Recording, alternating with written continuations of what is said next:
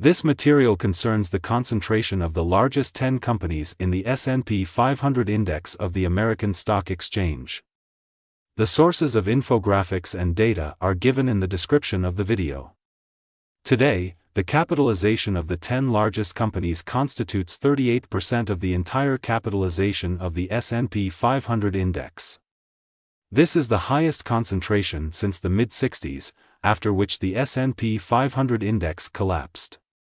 This collapse was not recovered until 25 years later. That is, the index returned to the results of 1968 only in the early 90s. After the crisis called the dot-com bubble in the year 2000, the index needed 15 years to return to the same parameters. Before the crisis of the year 2000, the capitalization of the 10 largest companies was 27%, so it was more than 10% lower than what we see today, but it stood out at that time.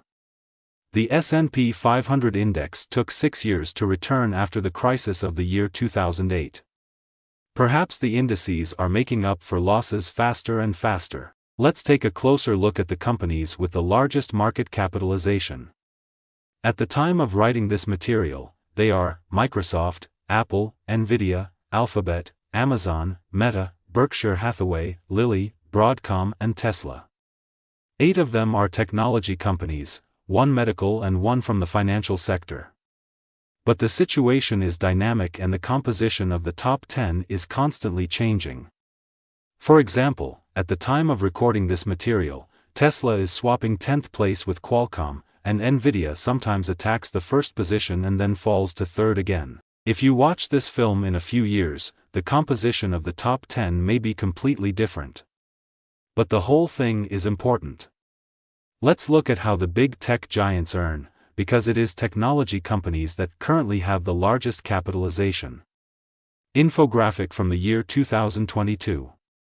Amazon earns mainly from the online store, but diversifies with services such as AWS servers, advertising, Prime subscriptions. Although the company operates globally, the US market accounts for 70% of revenue. In 2024, Amazon Web Services controls 30% of the cloud market. Microsoft 25%, although it has more data centers. Thus, only these 2 companies control half of the data resources generated by individuals, companies, and governments. They operate the basic infrastructure in the information age and have access to information. Now to information we have to add artificial intelligence and machine learning, analysis of large amounts of data. No other companies are as well prepared. Apple derives half of its profits from selling phones, but over 20% are generated by services, 10% by accessories, 15% by other products such as Mac and iPad. Over 40% of profits come from the US, 25% from Europe, over 30% from Asia. Microsoft generates only $1 in $10 from sales of the most popular Windows operating system. Almost 40% of earnings come from server services. 23% from Office, 7% from computer games, 7% from LinkedIn, 6% from Bing, 9% from other services. Note, this infographic was generated before the introduction of ChatGPT AI. Half of revenue in the US, half from the rest of the world. Meta is an advertising company. 98% of profits come from advertising on services owned by the company such as Facebook, Instagram. 43% of profits are generated in North America, 24% in Asia, 23% in Europe, and 10% in other regions.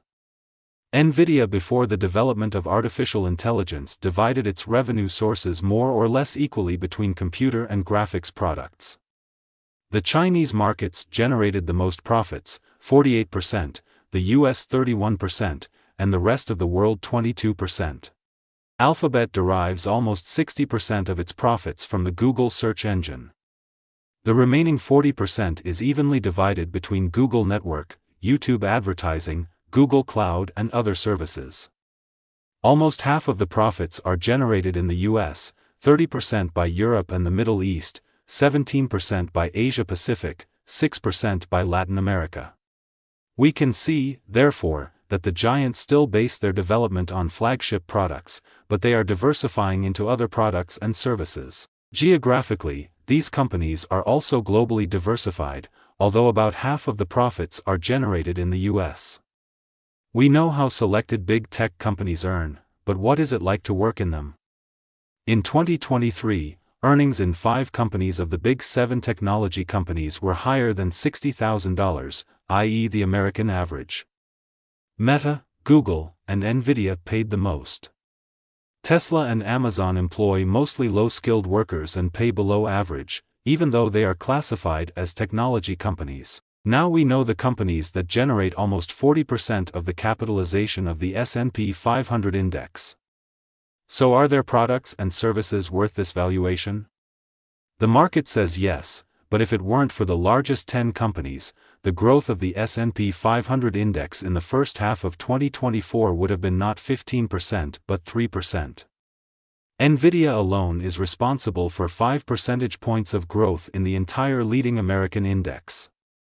The 10 largest companies are also responsible for 1/3 of the growth on American indices in the last 5 years. During this period, the S&P 500 index also recorded an average of 16% annual profit compared to an average of 10% for the last 30 years. To cool down the bears, it should be pointed out that the price-to-earnings ratio of the top 10 companies is currently around 35. For comparison, before the crisis of 2000, it was around 40. So today, despite the highest concentration in almost 60 years, these shares are not the most expensive in relation to future profits. To cool down the bears, it should be pointed out that the price-to-earnings ratio of the top 10 companies is currently around 35. For comparison, before the crisis of 2000, it was around 40. So today, despite the highest concentration in almost 60 years, these shares are not the most expensive in relation to future profits. What's more, the concentration of the top 10 on other stock exchanges in the world is higher than on the American Stock Exchange. In China it is 43%, in Canada 44%, in France and Germany almost 60%, in Great Britain 50%.